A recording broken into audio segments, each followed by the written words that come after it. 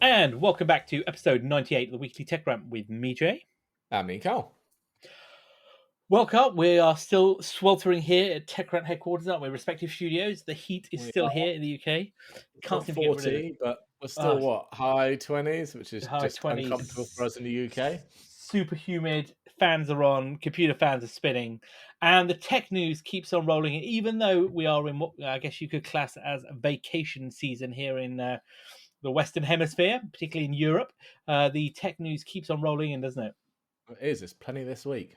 I think we've got a full on bucket. We've got everything from Apple, Google to Tesla to Meta to Atlassian, bizarrely, to Twitter. Even this week we've got some gaming news, which we haven't had for a while, have we? And No, we've that's got true. the Tech Rant Rumor Mill back again. So, as we are back on our regular programming, because I know we've had a bit of a kind of a late delivery on the last couple of podcasts due to various reasons, which we apologise for, is we do try to get the show out late week on a regular basis, but I know we've been a bit slow on that. I say we, me. Editing, the editing team here at Cough Cough have been a bit slow. But with that, then let's kick off this week's first story, then, which is from our old friends over in Cupertino, isn't it? It is indeed. So they are facing yet another class action lawsuit. God, another, just to add them up, isn't it? Just add them on. But this one, it's about Apple Pay, and it's been filed by Hagens Berman. Oh, that's familiar, aren't they? They are. They've sued Apple a number of times and won. I think one was an ebook class action where they had to pay 400 million to customers, and the other one I think was around anti-competitive practices regarding iOS developers.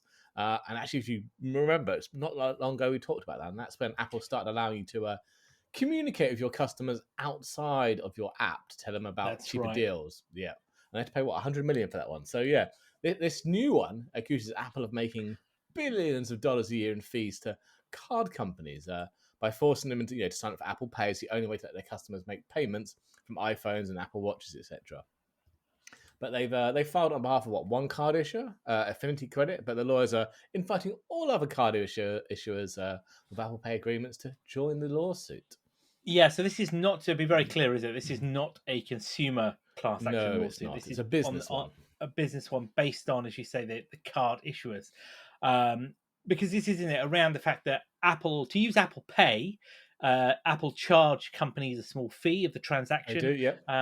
And to join the Apple Pay program, they have to apply, don't they? They have to apply, join up. You can't just use the Apple Pay technology, the NFC technology, which is very different to how Google will do it with their NFC technology. They allow any bank, isn't it, effectively, or payment, I guess, processor to use it without any fees. So, I mean, Apple here, they don't pass. They're very clear about this. Apple don't allow any charges to be passed on to the consumer for using Apple Pay at all. So you don't see anything when you make a transaction. But the argument There's here no is more card around, fee, but you are paying for it. Yeah. Well, you are and you aren't. I mean, let's say if I buy something with Apple Pay that costs, I don't know, $100, there isn't, a 0.10% fee on that for using Apple Pay, is there? Let's be clear about that. But your interest in your credit card has gone up. Possibly, yeah, granted, because there's it's all factored in. Yeah, granted. So the argument, though, isn't it, is around why Apple are doing this, because there's no system here to use it. The underlying technology doesn't actually belong to Apple, does it? No, it does not. EVM, isn't it? Which I didn't realize stood for nothing fantastic. It stands for Europay, MasterCard, and Visa. which I thought was very clever. Which is the same, obviously, that Google and Samsung use, because it's a standard technology which underpins how to use that with card payment terminals and the NFC technology underneath it that they developed as the payment teams. But the argument here is that Apple have got a financial gain, isn't it? And a big financial gain. They're making loads on it. I think was it $1 billion at the moment, or a year, something like that? Something like that, yeah. And with $1 billion a year in fees, yeah. With a predicted up to $4 billion within the next couple of years, isn't it? Yeah, definitely. So Apple obviously going to fight that tooth and nail, because who wants to lose $4 billion? Well, I was going to say that's quite a massive chunk of revenue for doing nothing, effectively. But the worry here, though, I guess for Apple, isn't it? Well, I'm not say Apple are worried, but is that given that the law firm here aren't just a flash in the pan. They've already had 2 wins against Apple, isn't it? Yep. And the other concern, I suppose, is the DMA, that we talked about, the European Digital Markets Act. Could that play into this a little bit? I wonder. It could well do, because didn't we talked about that antitrust, didn't we? Thing that the EU are looking at in a previous podcast. So we did. I'll be honest. I've used Apple. I've been out today. I've been out in the in London, in the city today. So I've used Apple Pay all day long. I used it to buy my train ticket this morning. Yep. I used it with my car parking app to pay for my car parking. I then used it on the London Underground. Yep, because I used the transit card capability, where I didn't just flash your phone against the terminal. I used it at lunchtime to buy some lunch. It is my go-to software. And I like it and I trust it. It just works. And I'm not suggesting Google Pay or Samsung Pay don't, because they do as well. And a lot of people rely on them. But, it'd be worrying if they took that away, or they, banks no longer supported it because of a fee process. And that would be rather disappointing, wouldn't it, really? I can't see them taking it away. But, yeah. We're going to end up with different apps like Android, where you have different apps for your different cards. Yeah, it's going to open to do the payment with. Don't. Oh, I said again, we can't have nice things, can we? I like the Apple Wallet; it works fine. I've got my phone in front of me now. I'm clicking Wallet. Oh look, I can see all of my cards are in one place. Why do we have to make this payment cards? Your travel stuff as well, your flight tickets, all that kind of stuff. Why do we have to make this difficult? It's like, I'm sorry, you're not allowed this no more. It's too nice. I'm afraid you can't have it. No. Anyway, maybe there'll be a nice happy compromise there somewhere in the middle. Probably so. But yeah, talking of the European Union and the DMA, then DMA, I guess that's a nice segue, isn't it? It is. I mean, it's around Google.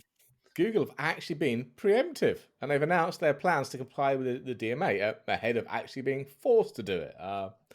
And the first one, where do we start with that? So they're now going to allow developers to offer European users alternate payment systems. This is on the Play Store, isn't it? Yes, it is. Yeah, that's correct. There's a catch, though. It's European users, obviously. Those in the US, you're still going to be on the old system. The other thing is, it's only for non-gaming apps currently. Don't know why they've done a differentiation there. Why do I just think Epic comes to mind when you say that? I think it's it. They have to do that. They expect to expand that billion alternatives to developers of gaming apps for use with European users in advance of the DMA's effective date. But currently, it's only for non-gaming apps. But there's a but.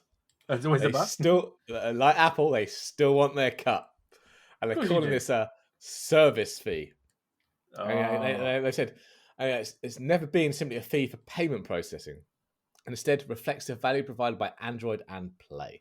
So they're going to take 12% instead of 15% on your first $1 million a year, and after that they'll be taking 27% instead of 30% on the rest.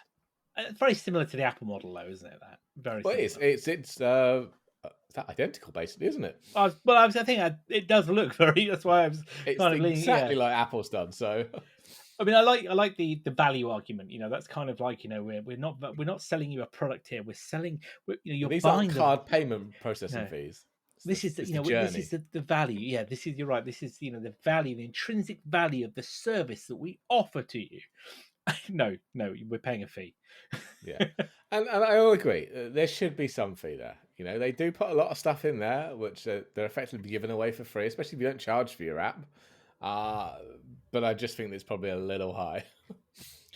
Yeah, and let's be honest, given the fact that Google are no stranger to several lawsuits already, haven't they? Given around payment, we had the whole thing, didn't we, with the Dutch.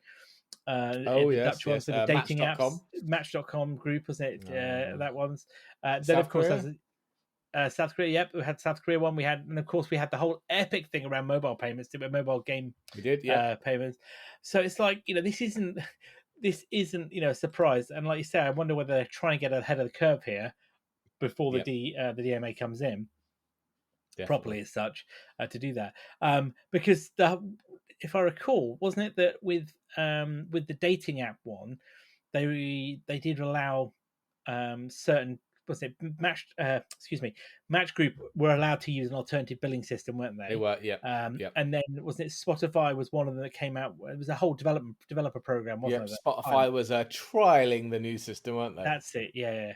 I hear Netflix has now been included in that trial.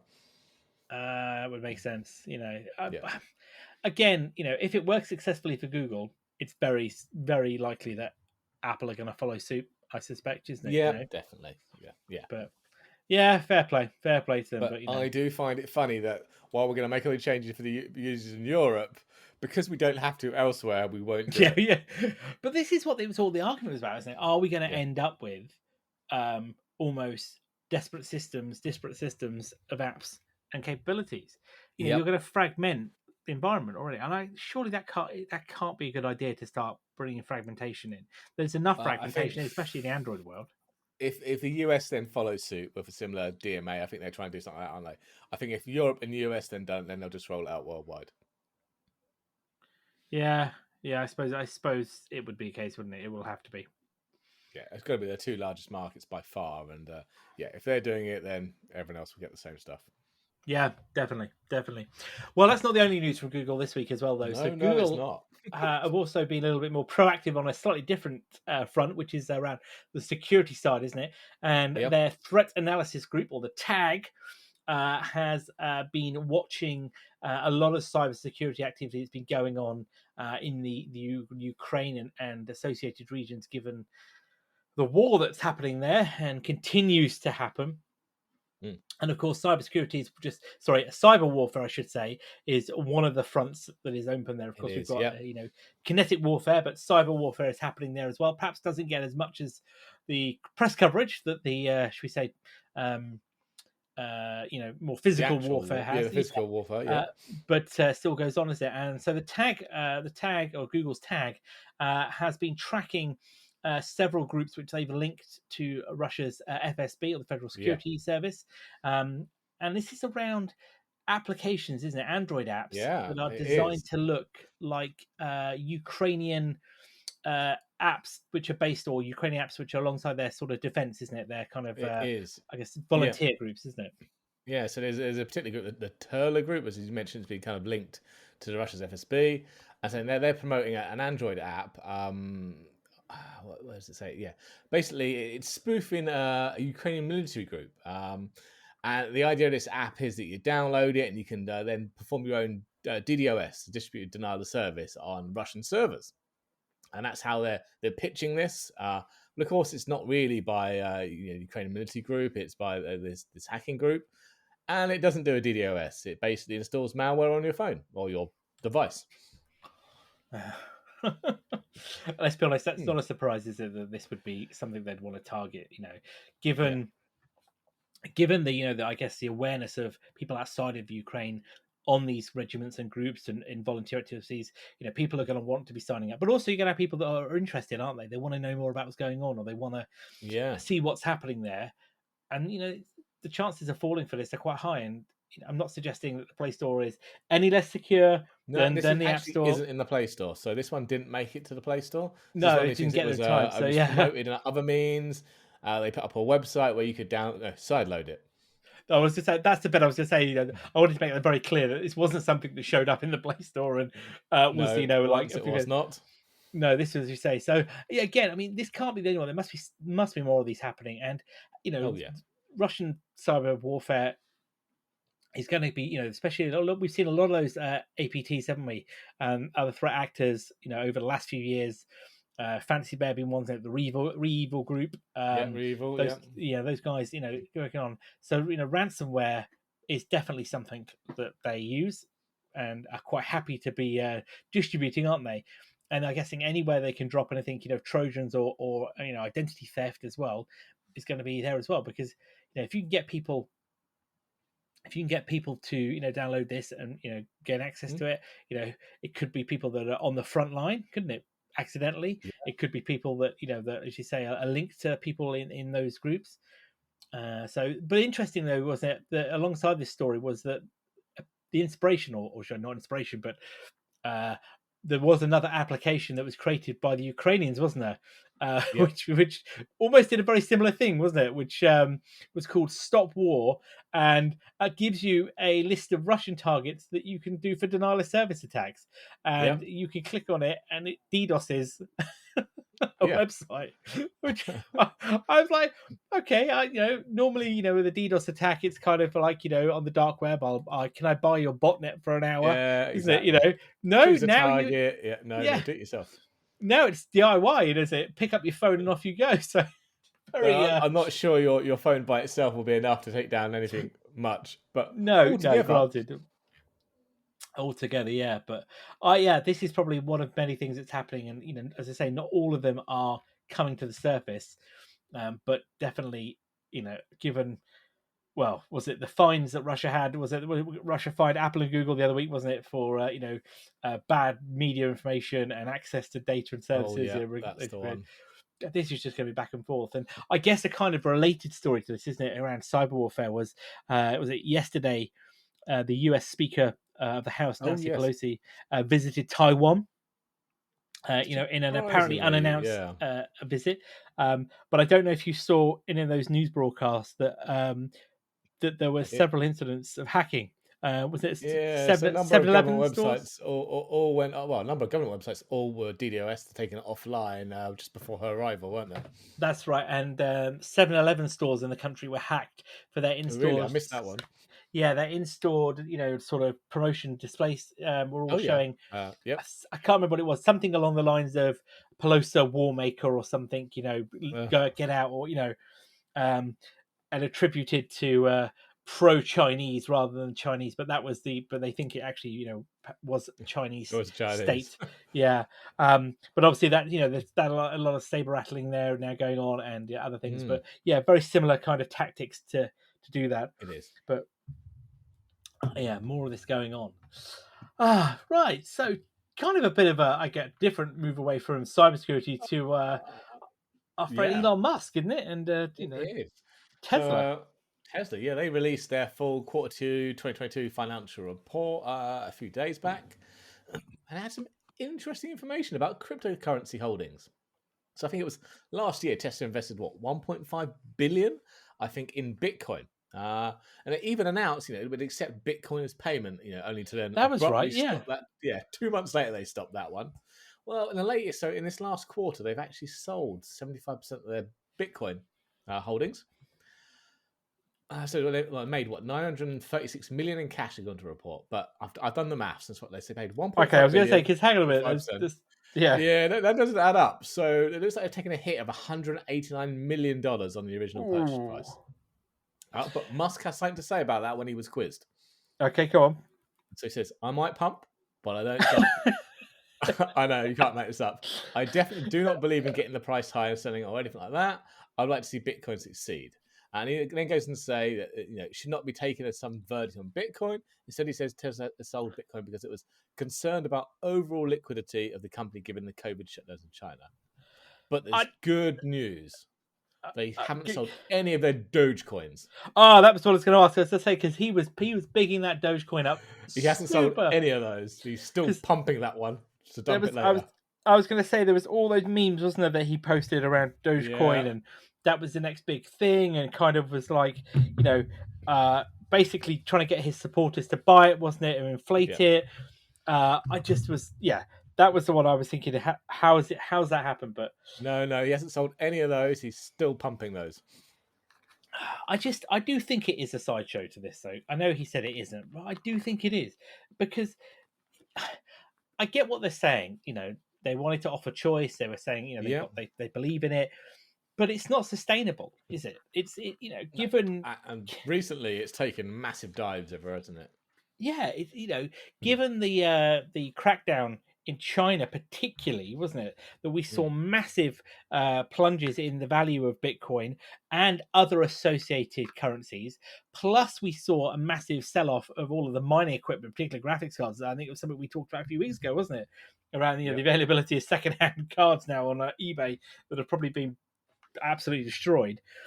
I don't see what their logic is here. It's just a joke, and given his position and history, what's next, really? Well, yeah. I mean, what we November last year, $68,000 or just under $69,000. Oh, sorry, December. November. In May, $28,000 a Bitcoin. Yeah, I mean, and also it's worth bringing up, isn't it, that given the whole Twitter deal at the minute, which is on the rocks, may or may not be, how much stock did he sell? Because didn't he sell? I think it was into the billions of stock, wasn't it, that he had? Tesla, wasn't it? Yeah. Yeah, to kind of finance the deal for Twitter. Yep. Which now, of course, we've got a U-turn on, and he keeps saying he feels, was it, I quote, super bad feeling about the economy, which they've had, several rounds of redundancies at Tesla. Yep. They're not hiring people in certain areas. There was, I think, a story, wasn't there, around potential labor law violations in the US around one of the factories. So there's, they're not in a good place, given that his wealth was pegged, wasn't it, on the Tesla performance, and that's how he's become so rich and done so well. It just seems to be like whenever things are going, I don't know, south for a better word, up he comes with something else, isn't it? And Tesla takes the brunt of it. Yeah. But I did see something interesting in that story, though, that made me kind of smile. Was I think we were talking about it in the pre-show, was the fact that the company sold regulatory credits to other car makers, didn't they? So in Q1 they bought nearly $700 million. Sorry, they had an income of nearly $700 million from the credits, and in Q2 just under $350 million. But apparently these credits they help other companies that don't make enough vehicles that meet regulatory standards in both the US and the EU. So you buy your way out of I was just going to say, car pollution, buy your way out of it. Your environment, your vehicles are not very good. Your engines are really dirty. That's all right. Here, I've got some of these made up credits, carbon credits, or whatever they call them. Yeah, it's just such a joke, isn't it? I mean, what is the deal with it? Oh, it's like planting trees, isn't it, to offset your carbon?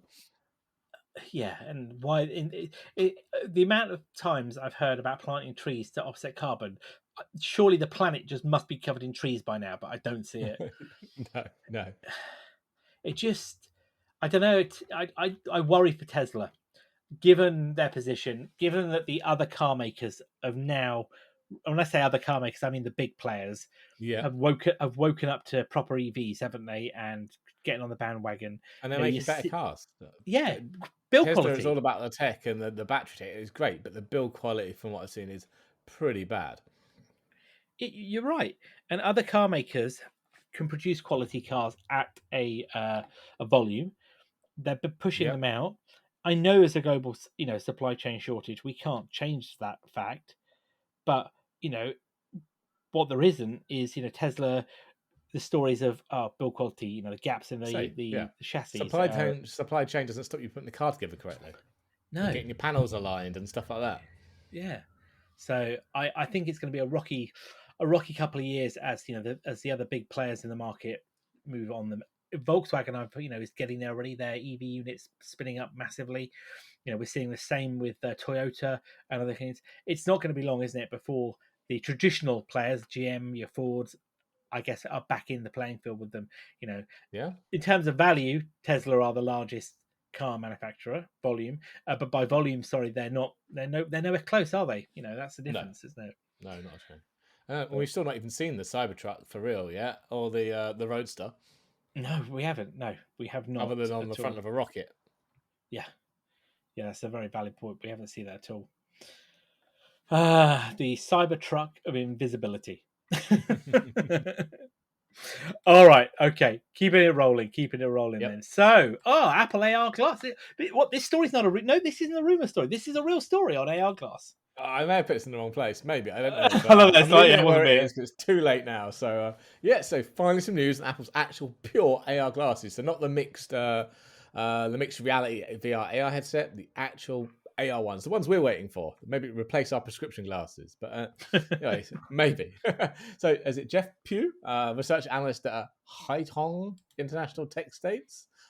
He states that the device now entered design development stage. The prototype will be ready by the end of this year, and mass production to start in the second half of 2024. He's also kind of mentioned the first little bit of technical information on it. He said they're going to be using waveguide technology, whatever that is. Like that. What the hell is that?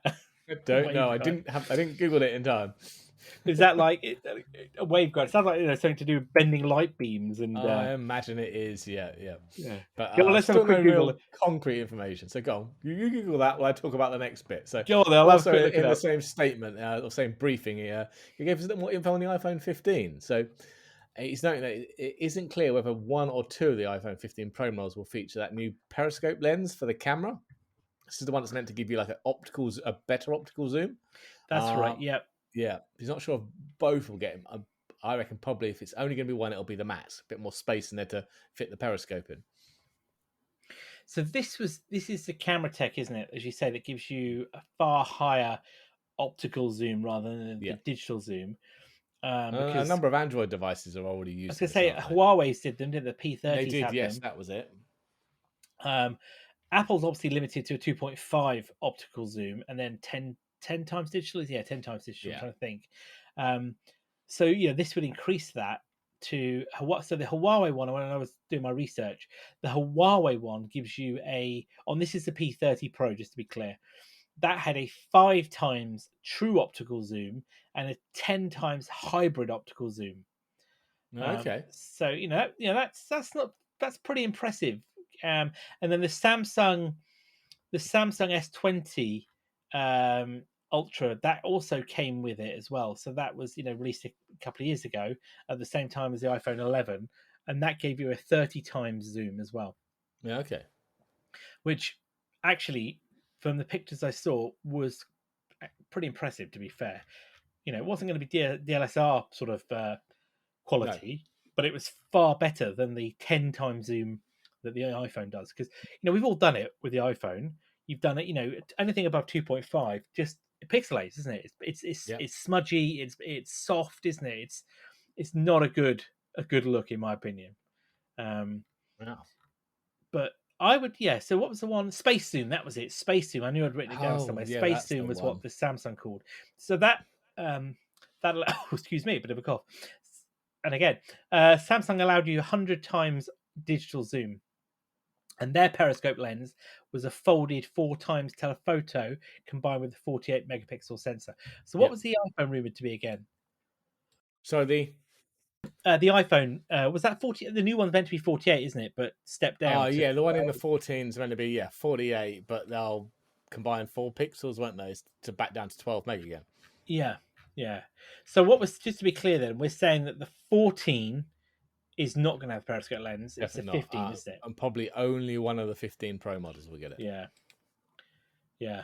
Oh, I mean, look. Did you? I'm upgrading this year. I can't wait. Me too. I'm upgrading this year. I was saying to you that I can't believe all of a sudden I've just started to notice quite a few scratches on the old iPhone. It's just, I don't know whether it's that kind of, it's a couple of years old and spotting it now, but all of a sudden it's like, God, that's a nasty, not nasty scratch as in really a bit, but the light catches it on the black. So it's rather annoying, but I'd like to see a better zoom, because I use the iPhone camera all the time, like most of us, or smartphone camera, I should say. Whilst I have a DSLR, I use that quite extensively on holiday to get some really nice shots. The kids on the beach and things like that. But the phone's handy, isn't it? We all know that. The phone's super handy, and I do love a portrait mode on the iPhone. It does some really nice pictures. But to have a decent zoom would be nice. With optical image stabilization as well would be lovely. Perfect, like my Sony lenses. Okay, I have an update on what waveguide technology is. Good, because I was going to say I've got it here. Go on then, but tell us what. Go on. So instead of like VR, where we're using lenses to put an image on, waveguide basically helps bend and combine light to direct it into the eye and create that virtual images basically overlaid into the environment. So rather than you looking for a transparent screen or an actual screen like in VR, they're going to beam it directly into your eye. That's what I said. It was going to be a lot of bending beams. It was. You're right. I failed. I didn't do my homework. Bending beam. Oh, well done. Well done. Okie dokie then. Right. So I don't think that is a rumor. I think that probably is, kind of more of the newsworthy than a rumor with that particular AR story for the first time. For the first time, we'll take it out of the rumor mill. Okay. Well, yeah, you have to laugh at this one. So, Meta is being sued by Meta for using the name Meta. Hang on, that's not Meta at all, is it? No. So to clarify, Meta, aka Facebook, is being sued by Meta, who is another VR company, for using their name Meta. Now, obviously, this is pretty standard stuff. There are companies all around the world that use that same names, but in different industries, etc. Well, it seems that Meta, aka Facebook, has known about Meta, the other VR company, even having talks with them way back in 2017 about a potential partnership. And this is because Meta, who are actually called Meta X, actually do VR kind of immersive installation experiences. When you go do VR gaming in public, you have multiple people, multiple headsets, all engaging in the same space. They do that kind of stuff. Yeah, I'm with you. Yep. Yeah, apparently it's very good stuff. So, but the lawsuit, it goes on to state, that its ability to operate as Meta has been eviscerated since the Meta platform's adoption of the name, and the company's been crushed by Facebook's flagrant unlawful conduct, and that Meta X is calling for a cease and desist so they can get back to being the real Meta. It's just bullying, isn't it? It's just flagrant bullying at a big company. But that's not the only twist of this story, though, is it? No, it's not. So apparently, Meta, the platform, and Meta X have been in kind of quiet discussions over Facebook, over the name change for some time. But Facebook's unreasonableness and arrogance has kind of forced Meta to commence its action to vindicate its rights. But as you mentioned, they're not the only one. Apparently, there is another company called Meta Company, who's apparently also been in talks with Facebook lawyers who have been hounding it to sell its name to them. Basically, they've refused due to Facebook's low offer and allegedly not even covering the cost of a company name change. So it's like, I tell you what, listen, give us your name. Here's a couple of dollars, and I'll tell you what, we'll throw in Amazon gift cards. We'll throw in the latest Oculus for you, or Meta, sorry. You're right. It's just bullying at this point. The fact that Meta Facebook, have known about the other Meta companies and are even talks of them. We're even going to have, a partnership, and then just decide, no, we're going to steal your name and basically push you out of existence. But like I say, it's just bullying. It's like when you've got big brand X and a little company with a similar name that does nothing to say. There's no product overlap. There's nothing that could confuse you with them. Big brand X sends a cease and desist. Sends a cease and desist, basically, we're going to crush you, little ant. Stop using the name. It's like, but we've had the name for 35 years and you've been in existence for 3. It's just the same kind of tactics, isn't it? It's just like, we're Meta, aka Facebook, and we're bigger than you. And guess what? We're now called Meta and you're not. It's just, that's not how good morals and ethics works, because that makes me laugh, isn't it, when I say that? Because all these big companies, the ones that we work for included, make you go through ethics training, don't they, around morals and business conduct and ethics, right? But that, I think that's been forgotten somewhere, isn't it? Only applies under a certain level within the company. Yeah, only applies to you as an employee. It doesn't apply to the company. But I just, that's not going to end well. I wonder. I would say Meta, as in AK Facebook, is probably not in a good position there. No, I hope not. That's just kind of it's kind of out of order, really, isn't it? It is, but the worrying guess though is, is if there goes to a legal fight, who's got deeper pockets? Well, let's be honest, Facebook has, isn't it? Begrudgingly, Oh dear. Well, from one absolutely hilarious point to another, which this is just unbelievable. So this is from a cybersecurity perspective. So if you've ever worked in, I guess, any company that develops products or software, they've probably had an Atlassian product, haven't they? Some description. Jira, Confluence, that kind of stuff. But this is just hilarious. So imagine having one of those apps and discovering that it has a hard-coded password. And then discovering that said hard-coded password was now widely available on the internet via Twitter. which to me is just a joke. So Atlassian on Yeah. Wednesday published three. Well, they announced three critical product vulnerabilities, including a brand new CVE, which stems from a hard-coded password in the what's the app called? Question. Confluence. That's the one, yeah, that allows users to get support or anything for running their products. Apparently, their warning was the password was trivial to obtain. Yes, that's because you just need to go to Twitter and Google. Well, Google, that was before it, wasn't it? Yeah, yeah, that was that before. came out after they updated it. Yeah, but yeah. But apparently, it's not as widely used. It's got just over 8,000 installations, hasn't it? But when installed, this app kind of creates a Confluence user account named that's the word. Disabled System User, which is intended to kind of help admins move data between the app and the Confluence cloud service. Unfortunately, this hardcode password protecting this account allows viewing and editing of all non-restricted pages. So unless you've marked the page as restricted, this account has access to all of it. So as you mentioned, it kind of got worse. A day later, Atlassian updated that to say, basically the passwords on Twitter. And this is the thing, you're right. It wasn't the fact that it was a small, it was the lateral movement, wasn't it, across the across the other products. It gets worse though, so much worse. Well, it does. Go on. I'll let you do it. The company has also warned that even when the Confluence installations don't actively have the app installed, they may still be vulnerable. And even uninstalling the app doesn't automatically remediate the vulnerability because the disabled system user account can still reside on the system. I mean, it's not good, is it? It is not good. This is like passwords. This is like security 101, isn't it? Never ever hard code credentials.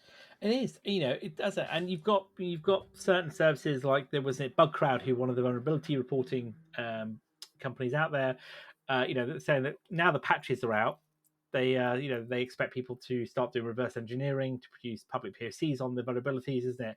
And as far as they're concerned, their advice is that anybody that's running Atlassian should basically patch anything public facing now, and also then dump everything they can behind their firewall as well. Yeah, take that. Stop that being public if you can. Put it behind a VPN. Yeah, get a VPN, get another layer of defense in front of it, and it is a absolute joke, isn't it? And it's Atlassian have had their fair share recently of different issues, haven't they, as well, with these CVs as well. They've had other Confluence issues, isn't it? They had a ransomware issue, crypto miners, other malware, and this is probably going to start raising some serious questions with companies that have purchased Atlassian software, I'd suspect, around alternatives. I wouldn't be surprised if if you're at a renewal point, you're probably going to be asking some serious questions. Well, I don't know. I don't think I'd want a discount. I'd want an exit plan, probably. Yeah, quite possibly. Yeah. But yes, hilarious. Wow, but it's not the only breach, though, is it, this week? No, it's not. Oh, dear. So if you use Twitter, you'll know that, basically they force you to enter your phone number for security reasons, don't they? There's kind of nowhere around it. It keeps nagging you.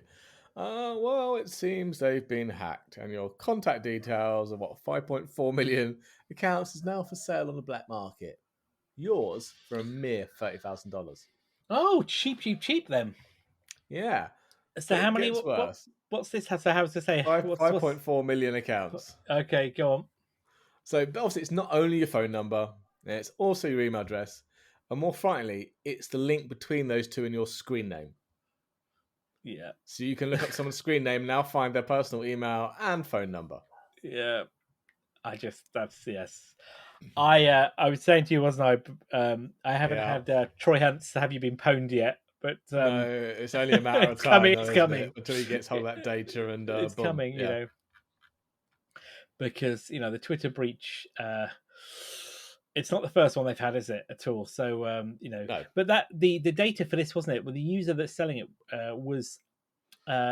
Or a new user, should we say, came up in it after the original actor was on a forum called Breach Forums, which apparently was the one that was earlier in this month had the alleged 1 billion Chinese nationals, wasn't it, with their records, wasn't it, that popped up. But that's kind of gone very quiet, hasn't it, that 1 billion hack? We've not really heard so much since then. No, I mean, there was it was claims, wasn't it? Around there was a 1 billion records, Chinese nationals, including from. Was that via Shanghai police or I think no, it was some Shang. I think it was. Now you say that, something wasn't like it? It that, was their wasn't it? It police was via the databases. police force.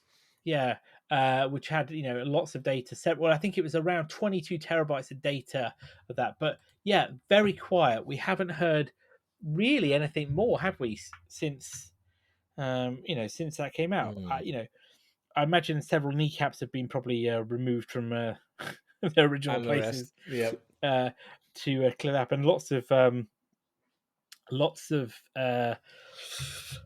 probably backtracking by people who were selling stuff. No, it's just I was joking. It's just a joke. Someone I didn't knocking on have my it. door. Delete. Yes, lots of that going on. But yeah, so yeah, keep an eye out for Troy Hunt's emails then, because they are probably coming anytime soon once he gets a copy of the data. Yeah. So then, before we get into the rumor mill, then we've got a gaming story. Woo! We have. So, well, it seems that Rockstar have posted 100 new job listings in what can probably be assumed is the lead up to GTA Grand Theft Auto 6, isn't it? It's got to be in it. It's got to be. Well, they haven't obviously mentioned GTA 6, and we don't know that's the official name. We're just going to call it that. But yeah, there've been 226 new job listings in the last month, and over 74 in one 24-hour period. So they are pumping those job postings out. That's yeah. I mean, how many? I was saying before, what did they do with all the people that created GTA? Yeah, that's the I couldn't get the words out. I suppose they went on to work on Red Dead, and there's still GTA Online is still a big thing that they're doing lots of work on, isn't it? So, well, yeah, but Red parts of the Dead, business. they announced the other day. Red Dead, that's it. Red Dead Online, by the way, is in life, isn't it? It's it's not going to get any more. What do they call it? Like top content, wasn't it? Yeah, basically they'll maintain it, but it won't be any DLC. In fact, they didn't do any DLC for it, really, did they? No. There'll be no. Unlike GTA Online, which just is a cash cow, Red Dead, they've just kind of left it alone. It'll carry on, which really, I'm really pick shocked. Up of GTA, did it? No, but we haven't played it for a little while, but we enjoyed playing it, didn't we? Thoroughly enjoy it. Yeah, definitely. In fact, I think we'll have to pick it up again soon again. I think we're going to get our other friend online. I mean, we've not played with him yet, have we? No, and increase our posse size. We will. Yeah, well, posse of 3. Posse of 3. But yeah, it's a shame, but it's got to be GTA. GTA 6. I can't. What else would it be? Given the the timings, the rumors around it, those alleged not screenshots, but talks around engines, wasn't it, and things like that. Yeah. It's got to be coming, but yeah, the rumor. I mean, because some of the rumors, isn't it, that it's going to be like a GTA Miami sort of GTA Vice City kind of successor. It's meant to be a woman lead this time. I've heard. Well, why not? Yeah, why not? I'm happy to go for it. The games are awesome. I can't wait to get into it. But it's been 10? It's been over 10 years since GTA 5. We every time we say that, I don't think we can actually believe those. Well, 2013 wasn't it? I think it came out. So yeah, coming up 10 years. I don't think every time we say it, it doesn't seem real. But we're gonna have to wait a bit longer. I can't see this coming out before 2025, maybe. If they're starting ramping up now with 2022, this is going to be a 2 or 3 year game to build. So late 24, early 25, maybe. Yeah, and that's for console. Yeah, and then we'll wait another year and a half for PC. Yeah, exactly. All right then. So I think it's time for. Oh, hang on. What's going on? The Tech Rant Rumor Mill. So, Carl, what have you got for us this week? Again, and these could be in the wrong places because there's grains of truth there, but we're going to call these rumors. So, there's been some leaks of Intel's next gen Raptor Lake CPUs. What is actually the i5 13600K? Some benchmarks. And specs, obviously. So this is from apparently a 3rd revision engineering sample, so probably the last one before you get qualification in final silicon. It's got 6 performance cores, 8 efficiency cores, 20 threads, turbo clocks to 5.1 gigahertz apparently, with the E-core sitting at 3.9. But the interesting one is the benchmarks, and these are apparently actual results. So CPU Z, and they're comparing this against the current 12600K as well as AMD's flagship 5950X. So they started with CPU Z, haven't they? So we've got a single core, and this is where Intel's traditionally done very, very well. The new one's clocking in at 830 points against the old 12600K with just 760, and the AMD trailing at 648. But obviously, when it comes to multi, AMD takes the lead, bringing in just under 12,000 points. The new one's got just over 10,000, and the old 12600 is down at 7,000. So, considering this is I'd say a mid-end CPU, the 600 range, mid-high end. Yeah, mid-high. Yeah, it's not. Yeah, it's not. Yeah, it's not the i9, is it? No. So and it's a K chip as well, so it's yeah. overclockable, isn't it? It's unlock multipliers. And then in Cinebench, similar-ish kind of things, but we're showing 1,387 for single versus AMD at 1,684, and bizarrely the old 12600K at 1,880. So I reckon there's a bug there somewhere, as the single is lower, but in the multi it's looking pretty good. So the old 12600K is running at 17,000. The new one at 24,000. So quite a jump up in multi-threaded performance. Not quite enough to beat AMD with around 27,000 points there. But so, considering it's an engineering sample of a mid to high range, it's looking cracking. I'd agree with you, and kind of to come back to my point of looking to new chips and building up. On paper, this looks really good, but there is a caveat to that, isn't there? On the there are several caveats. Yeah. Power. It seems Intel are just going, you know what? What's power efficiency? This mid-end chip is still sucking over 170 watts. Intel again, and just power. It's just... And I suppose the other thing to note is obviously this is pitting Intel's next gen against AMD's current gen. Now, AMD have got their 7000 series expected very soon. And in fact, actually, earlier this morning, it was announced it's going to be out this quarter. So August or September, we're going to get AMD's new 7000 series. And apparently that's going to show large increases in performance, especially in single core, while not requiring huge amounts more power to run. Intel take note.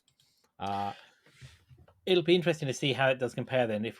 Granted, this is, as you say, it's an engineering sample, but once we see more of these come out, or more slip out, should we say, when the 7000 series turns up, to see what that brings in it. But yeah, given what it is, it's still a strong performer. Let's be honest, isn't it? It's not, Intel are making gains, but yeah, you're right.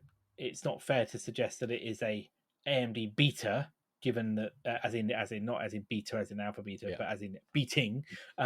Given the fact that this is a generation ahead of the current ones, rather than comparing. Yeah, and this is using DDR5. Obviously, AMD doesn't have DDR5. It's AMD's getting DDR5 in this new generation. And I think the emphasis is on single core as well. So, and what was this one? Raptor Lake? Was this Raptor Lake? Wasn't it? This was Raptor Lake. Yeah.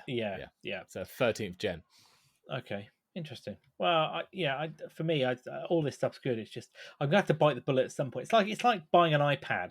The minute you buy an iPad, Apple announce a new one. So you just buy it on the day the event came out. Yeah, every at least time. A year. Time, but CPU's that, so I don't want to be getting into that battle with a CPU. No, definitely not. So yeah, you'll be wanting to settle on one for the next 3 or 4 years. Exactly, or at least 2 years minimum. Yeah. But what am I going to pair that new CPU with then? Wow. Well. There's some more news on NVIDIA's 4000 series. Yeah, there's been some more leaks from Copite 7 Kimi, and he's done a number of leaks before that have always turned out to be true. And he's saying that NVIDIA now has these test boards for all its 4000 series lineup in labs. That's the A103 up to the A107. So not only do we have specs, we also have benchmarks. Now, obviously, this is rumours, so take them a pinch of salt, but it's looking much of a muchness when it comes to specs. We don't know. We've got cores, etc. And just like the jump from 2 to 3000 series, the 3 to 4, huge increase in the units in the cores. It's good to see that the memory is getting bumped as well. So you're getting up to starting at 8 gig, then for the 4060. up to 10 gig for the 4070, then jumping straight to 16 gig for the 4080, and then obviously traditionally you get your 24 gig with your 4090, and then they've got a Titan listed. Oh, or a 40. I don't know what we're going to call this. A 4090 Ti. Oh, I don't know. 40, well, usually it's 95? TI, isn't it? Yeah. Well, possibly, yeah. Yeah, but no, this is labeled as a Titan with 48 gig of RAM. That is a beast of a graphics card. It is. But the performance, well, the power. Again, they're very much aligned with Intel. 800 watts, isn't it? 800 watts. Yeah, I thought I read ranging from 200 watts at the bottom to 800 watts for the Titan, requiring two of those new fancy 16-pin power connectors, not just one. Yeah, that you're going to need quite a beefy PSU there, aren't you? You are. But I mean, looking at, I pulled back some numbers for the old the 30 series compared to the 40, and I'll just take a couple of key ones. So we look at and this is in 3D Mark, their Time Spy demo benchmark. And you've got the 3070, which is, well, I've got a 3070 Ti, but the 3070 is 6,600 odd points. The 4070, so it's new equivalent, clocks in at just over 10,000 points. So that's a good 40% uplift. That's not to be sniffed at. Yeah. The 3080 currently is at 8,900 odd. The 4080 though, 15,000. That's one hell of a jump.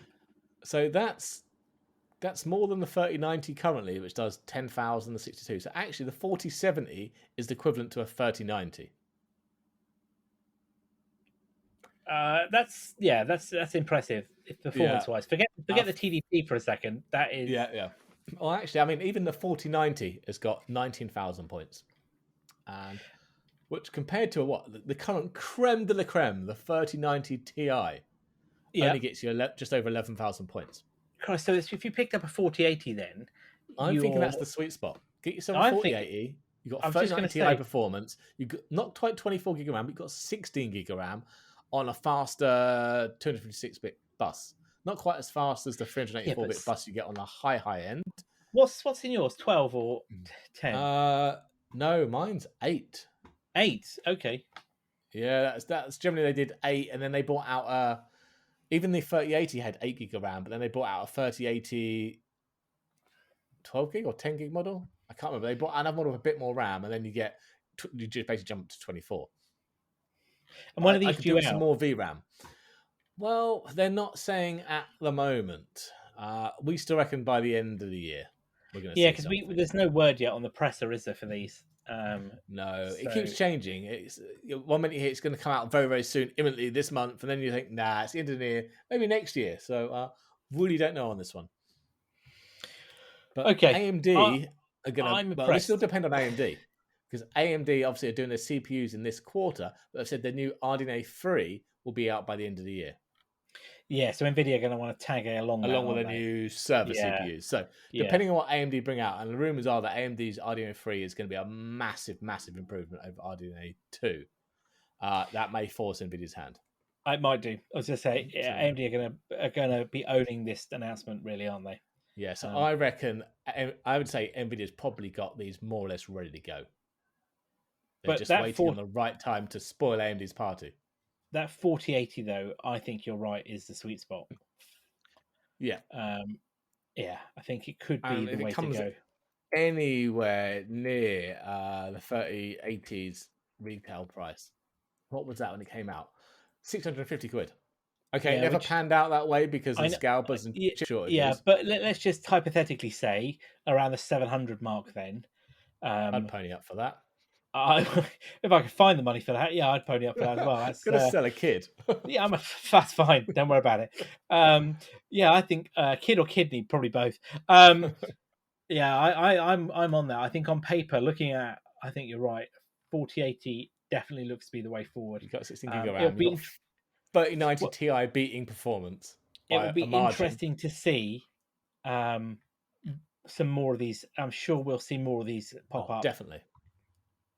Yeah, it's just you're going to need power supply as well to feed into. Let's not go down that road right now. It's going to take 420 watt for your GPU. Plus, if you go Intel, let's call that another 250 for the CPU alone. Better get yourself a kilowatt power supply. Yeah. Let's not stop. Plus the Right. cooling to go with it. I think on that note, that's probably a good place for us to call That is. call it for tonight. Well, we, of course, are online at techrant.online for all of our show notes information. You can find us on Twitter at Weekly TechRant. New episodes of the show typically come out every week, of course. And we do try to keep that schedule. And of course, we will recommend, please tell your friends about us. Hello to our favorite listeners in Germany and in Australia. And of course, you can find us wherever you get your podcasts, wherever you're listening to this now, wherever that might be. Tell your friends, give us a like, give us a share, and we'll be back next week for episode 99. We're getting closer to that mythical 100. So, I've been Jay. I've been Carl. Have a good evening, all.